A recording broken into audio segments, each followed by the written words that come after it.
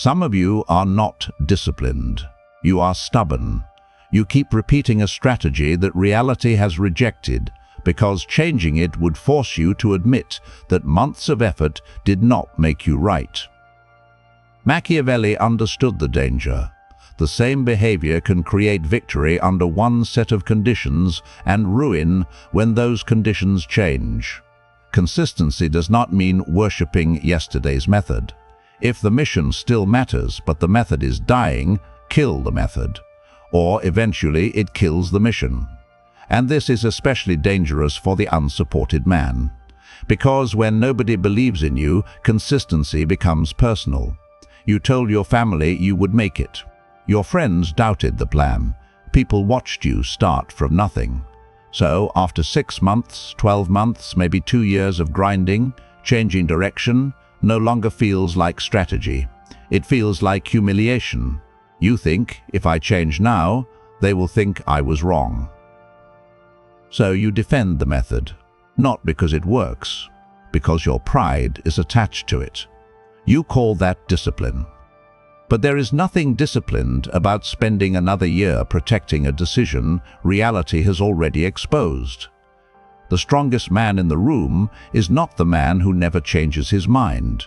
It is the man whose ego does not have veto power over evidence.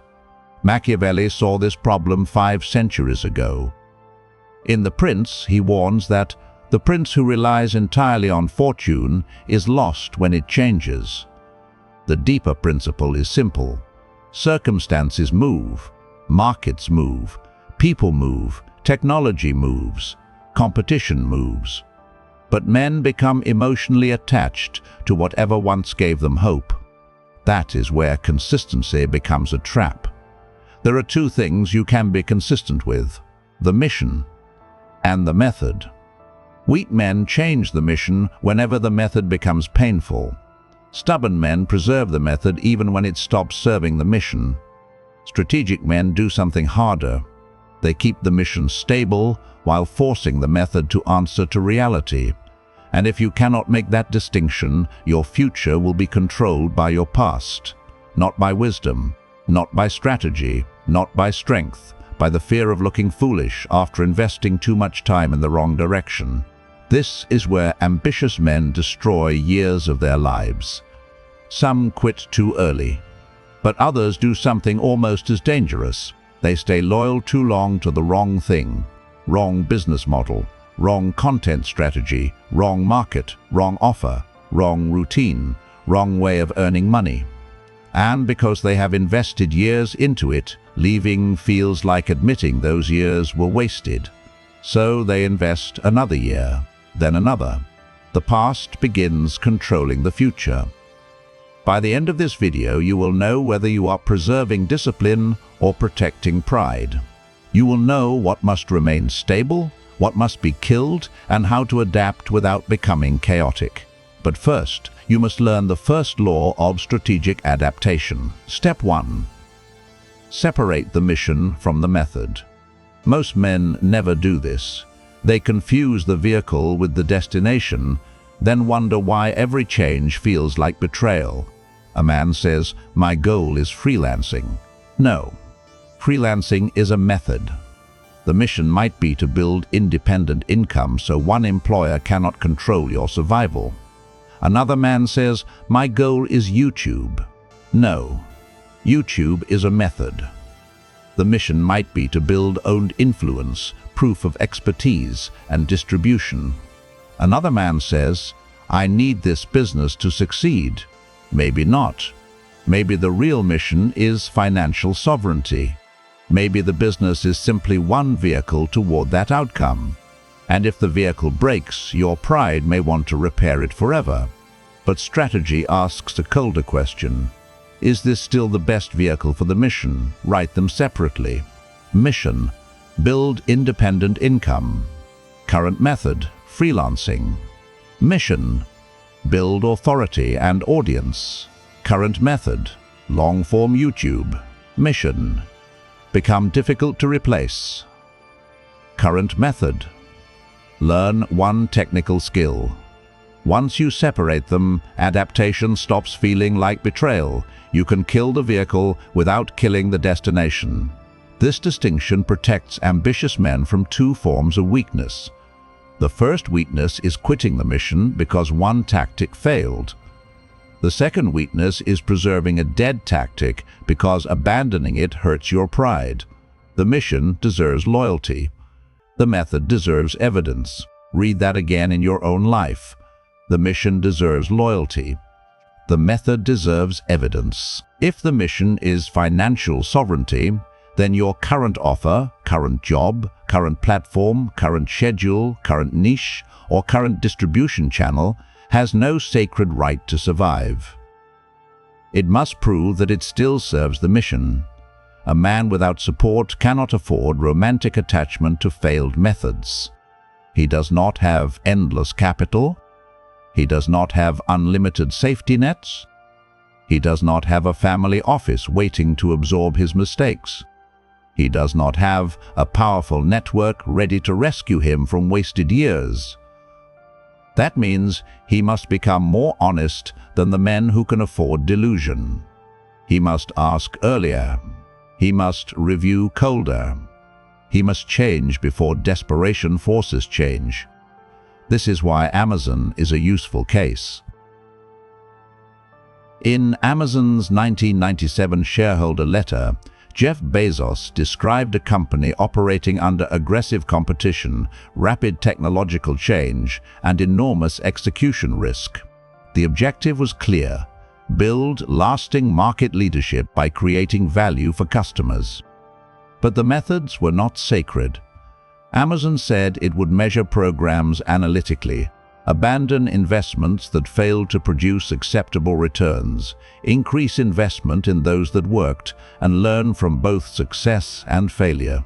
That same year, Amazon reported more than 1.5 million customer accounts and revenue growth from $15.7 million to $147.8 million. The mission stayed stable. The methods remained disposable. Years later, Amazon made the principle even clearer. The Fire Phone failed. They did not turn the failure into an identity crisis. Amazon later explained that lessons and developers from the failed Fire Phone effort were redirected into Echo and Alexa. Pressure, failure, evidence, adaptation, new proof. That is strategy. Bezos did not build Amazon by stubbornly protecting every idea. He protected the objective. There is a difference. And that difference is brutal for men who build from nothing. Because when you are unsupported, you often attach your identity to the first method that gives you hope. The first business idea, the first platform, the first skill, the first routine, the first plan that made you feel like you finally had a way out. So when the evidence turns against that method, it does not feel like feedback. It feels like judgment. It feels like the world saying, you were not chosen, you were not special, you were not right. But that is not evidence. That is ego translating data into humiliation. A failed method is not proof that you are weak.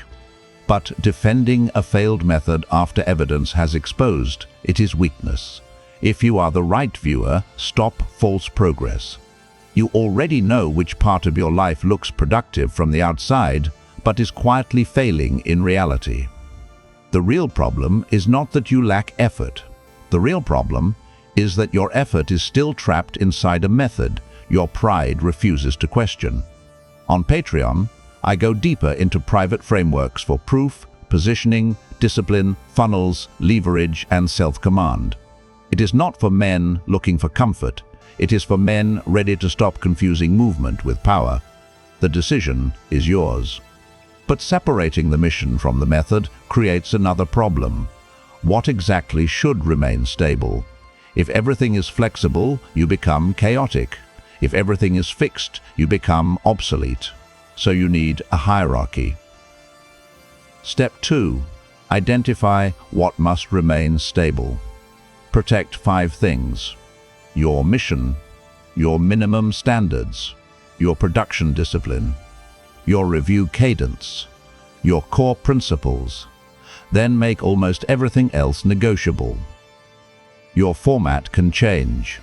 Your pricing can change. Your platform can change. Your positioning can change. Your workflow can change.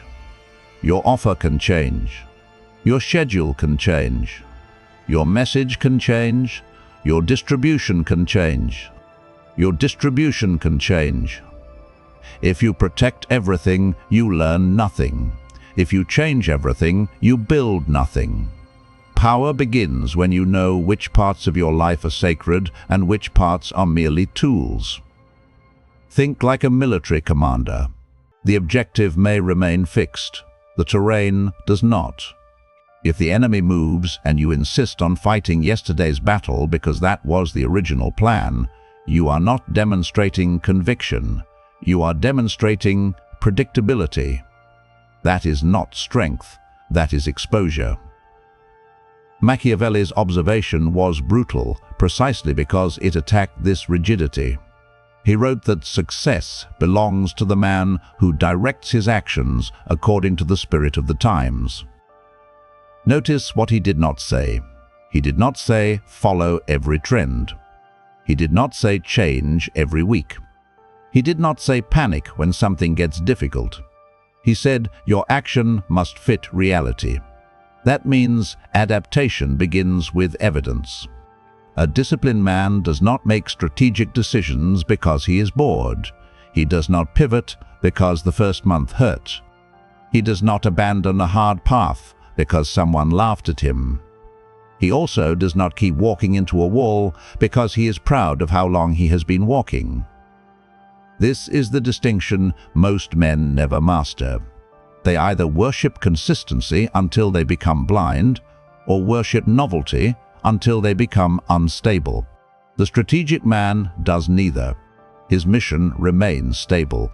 His standards remain stable. His execution remains stable.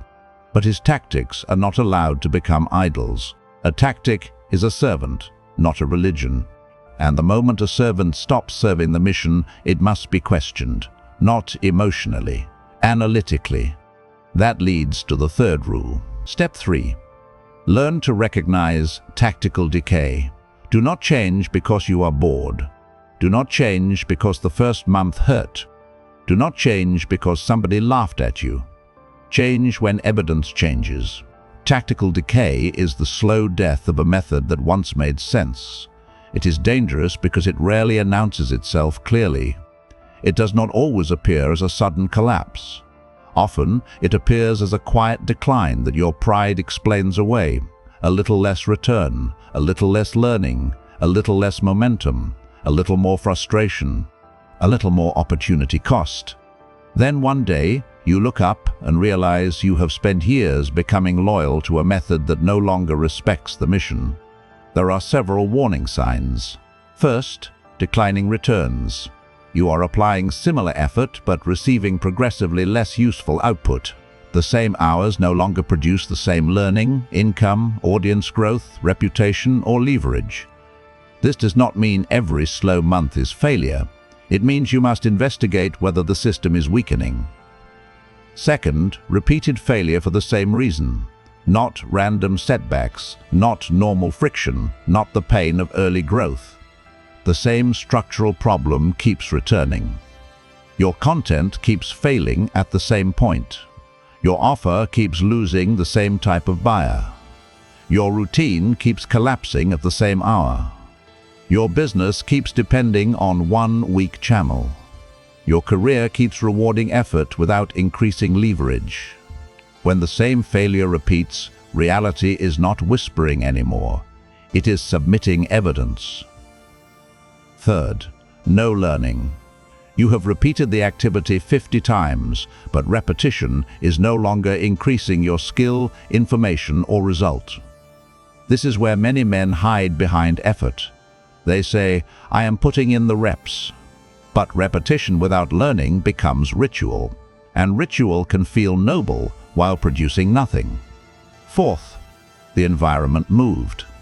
customer behavior changed, technology changed, competition changed, distribution changed. The assumptions behind your original decision no longer exist. A method can be intelligent under one set of conditions and foolish under another. That is the Machiavellian point. Conduct must fit the times. A man who cannot read changing conditions becomes a prisoner of his own history. Fifth, opportunity cost is becoming dangerous. Continuing one method is preventing you from testing stronger alternatives. This is where pride becomes expensive. You are not only losing what the failed method fails to produce, you are losing everything a better method could have produced during the same time. That is the hidden cost most men ignore. A dead method does not only waste effort, it occupies the space where a stronger method should have been tested. Run 3 questions. What evidence would convince me this method is failing? Has that evidence appeared? If I were starting today with everything I now know, would I still choose this method? That last question is violent. Because it removes history. It removes the speeches you gave. It removes the months you invested. It removes the identity you attached to the plan. It removes the need to prove your past self right. And once history is removed, only strategy remains.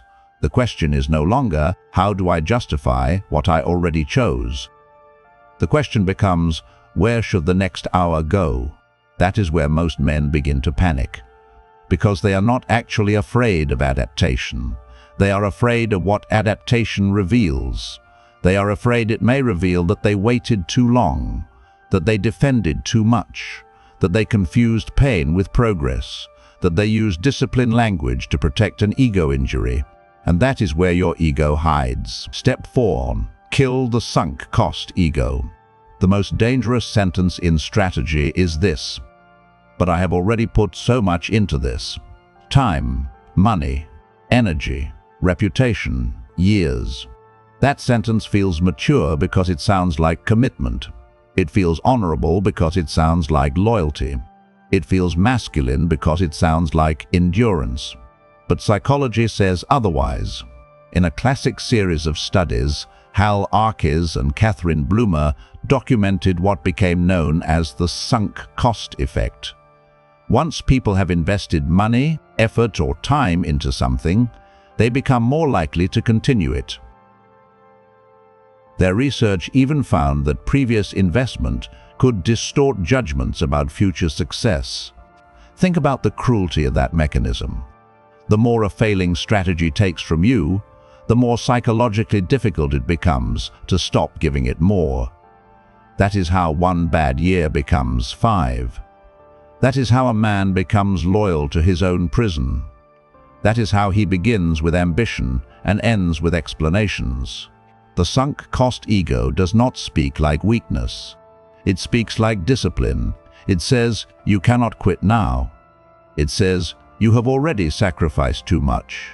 It says, people will laugh if you change. It says, you announced this path, so now you must make it work. But strategy does not care what you announced. Reality does not care how long you have suffered. The market does not care how much of your identity is attached to the plan. The strategic question is not, how much have I already sacrificed? That money is gone. That year is gone. Those hours are gone. The only question with power is this: knowing what I know now, where should the next dollar, the next month, and the next hour go? Your past deserves a lesson. It does not deserve another sacrifice. This is where many men must face a private humiliation. They were not staying because the plan was still strong. They were staying because leaving would force them to bury the image of the man they thought they were becoming. But the man you are becoming is not proven by refusing to change. He is proven by refusing to let pride command the future. If you are the right viewer, stop protecting the version of yourself that needs the old method to be right. You already know when discipline has turned into self-deception. The real problem is not effort. The real problem is that your ego is still negotiating with evidence, and every month you delay, your life becomes more expensive to repair. On Patreon, I break down the deeper systems behind proof, positioning, discipline, funnels, leverage, private self-command, and how to turn execution into measurable power. It is not for men who want praise for trying. It is for men who want the cold structure behind becoming undeniable. The decision is yours. But now comes the opposite danger. Some men hear this and become addicted to pivoting. Every bad week becomes a new strategy. Every disappointing video becomes a new niche. Every rejection becomes a new business. Every hard conversation becomes proof that the whole path is wrong. That is not adaptation. That is instability wearing intelligent language. So the fifth rule prevents you from becoming a professional beginner. Step 5. Adapt one variable at a time. If everything changes, nothing teaches you anything. Imagine your YouTube channel is underperforming. You change the niche, the title structure, the thumbnails, the video length, the editing, the upload schedule, the hook, all at once. Views increase. What worked? You have no idea. Views collapse. What failed? Again, you have no idea. You did not experiment. You created noise. A strategist protects enough stability to learn, change one major variable, observe, compare, keep, kill, or test again. For a creator, it may be the same topic with a new title architecture, the same title logic with a new hook, the same video concept with a new thumbnail. For a business, it may be the same offer with a new customer segment, the same market with new pricing, the same product with a new distribution channel. The goal is not movement. The goal is information. Every adaptation should purchase intelligence. If the change does not teach you what changed the outcome, it was not strategy, it was emotional motion. This is why many ambitious men remain stuck even while constantly working. They are always adjusting, always planning, always optimizing, always redesigning the system, but they never preserve enough structure to know what is actually working. They mistake motion for control. They mistake activity for intelligence. They mistake novelty for progress. A man who changes everything at once cannot read reality. He can only react to it. And if you cannot read reality, you cannot command your life. You are just moving under pressure and calling it strategy. Real adaptation is colder. It says, keep the mission, keep the standard, keep the production floor, change one lever, study the result, then decide. That is how you become harder to fool, especially by yourself. Step 6. Protect the production floor while you adapt. Here is where ambitious men lose momentum. They say, I am rethinking my strategy. Then they produce nothing for 6 weeks. Research becomes avoidance. Planning becomes status-preserving procrastination. Pivoting becomes another word for disappearing. Do not stop the machine merely because you are redesigning part of it. Create a production floor. Something that happens regardless of whether your larger strategy is under review. One sales block, one writing block, one workout, one client outreach session, one published piece, 1 hour of skill development. The unsupported man cannot afford systems that only function when life is easy. He cannot build a future that depends on applause, emotional stability, family approval, or perfect conditions. His system must continue when nobody cares. That is not motivation. That is architecture. Psychological research on implementation intentions gives this practical teeth. Instead of relying on vague intention, you connect a specific situation to a predetermined action. If situation X occurs, I execute behavior. Why? Reviews of this research find that these if-then plans can help close the gap between intention and action. So stop saying, "I will work on the business after work." Say this: if it is 7 in the evening on Monday, Wednesday, or Friday, I sit at the desk, put the phone outside the room, and work for 60 minutes before entertainment. That is not a wish. That is a command structure. You are reducing negotiation. Because negotiation is where tired men lose. At the end of the day, your lower self is a brilliant lawyer. It will argue for rest. It will argue for postponement. It will argue for research. It will argue for starting fresh tomorrow. It will argue that you deserve comfort because life has been unfair, and maybe life has been unfair. But unfairness does not build the proof for you. Nobody is coming to take your vague intention and turn it into execution. Nobody is coming to organize your ambition. Nobody is coming to convert your pain into leverage. That work belongs to you. So build a production floor that does not ask how you feel. When the method is under review, the machine still runs. When the strategy is changing, the standard remains. When the plan is being tested, the man still executes. That is adaptation without collapse. Now you can execute, you can experiment, you can adapt. But there is still one final trap. If you judge your entire life every day, your emotions become your board of directors. You need distance. Step 7. Institutionalize review. Do not decide whether your life strategy works at 11:30 at night after a bad day. Do not judge your future while exhausted, resentful, underfed, overstimulated, or humiliated. That version of you may feel honest, but he is not strategic. He is wounded.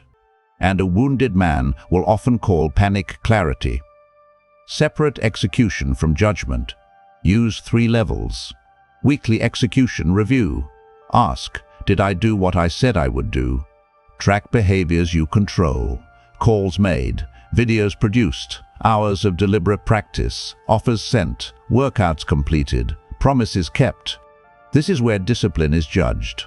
Not by how inspired you felt, not by how much you talked, not by how many plans you made, by whether your behavior matched your command. Monthly tactical review. Ask, which methods are creating evidence? What improved? What declined? What should be tested? What should be stopped? This is where methods are judged, not your worth, not your identity, not your potential. The method. Quarterly strategic review. Ask, does the mission still deserve years of my life? Has the environment fundamentally changed? Am I accumulating proof, skill, capital, reputation, or leverage? Or am I merely becoming better at tolerating stagnation? This is where direction is judged. Notice the hierarchy. Every week you do not reinvent your life. Every month you do not worship the method. Every quarter you do not blindly defend the mission just because your past self chose it. That balance is power. This system is not organization. It is a coup against your emotions. You are removing your worst mental state from strategic authority. Because if you judge strategy every morning, adaptability becomes instability. And if you never judge strategy at all, consistency becomes blindness. The disciplined man knows when to execute without questioning. The strategic man knows when to question without collapsing. The powerful man knows how to do both. So here is the verdict. Consistency of purpose is strength. Consistency of method after reality changes is weakness. The world does not reward you because you suffered faithfully. It does not care how long you used the same strategy. It does not owe you a return because you worked hard. Reality rewards what creates value under current conditions. The self-help world says, just keep going. Machiavellian realism says, keep going toward what matters. Stop repeating what reality has already rejected. There is a difference between perseverance and pride. Perseverance says, the objective still matters. Find another route. Pride says, this route must work because I chose it. One protects the future, the other protects the ego. From now on, stop asking, am I being consistent? That question is too primitive. Ask a sharper question. What am I consistent with? The mission or the method, evidence or ego, progress or identity? The disciplined man is not the man who never changes. He is the man whose changes serve a stable objective. His standards remain, his work remains, his self-command remains. But his tactics have no emotional right to survive. They must earn survival through results. You are not weak because you change direction. You are weak when fear of looking wrong keeps you walking toward an outcome you already know is wrong. The unsupported man cannot afford that luxury. You have less capital to waste, less social support to absorb mistakes, less room for years of ego-driven repetition, less protection from one bad decision becoming a lost decade. So become harder to fool, especially by yourself. Do not become the man who says, I worked harder than everyone. Become the man who can say, I saw reality before reality had to break me. Mission stable.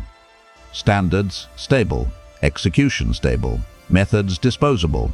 Evidence sovereign. That is consistency without blindness. That is adaptation without chaos. That is self-command. Find one method you keep defending because it used to work. Your content strategy, your career path, your business model, your routine, your offer, your way of earning. Write down the mission behind it. Then ask one question. Am I protecting the mission or protecting my pride? If the method still serves the mission, execute harder. If the evidence says it is dying, change it. Not next year, not when humiliation forces you. Now. Because the man who adapts before necessity keeps his power. The man who waits for reality to force him to adapt has already surrendered part of it. But remember the final danger. Changing constantly can destroy you just as surely as never changing. So do not become unstable in the name of intelligence. Protect the mission, interrogate the method, follow the evidence, and build anyway.